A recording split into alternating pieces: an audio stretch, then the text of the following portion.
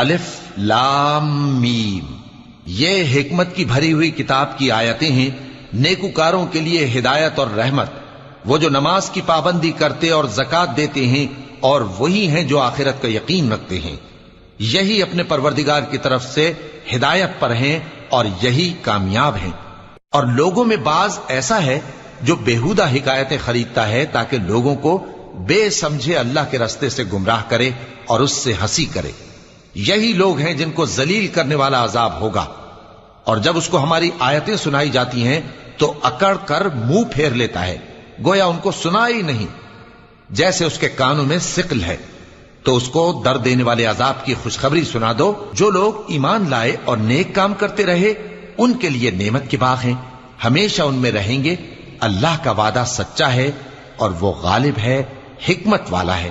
اسی نے آسمانوں کو ستونوں کے بغیر پیدا کیا، جیسے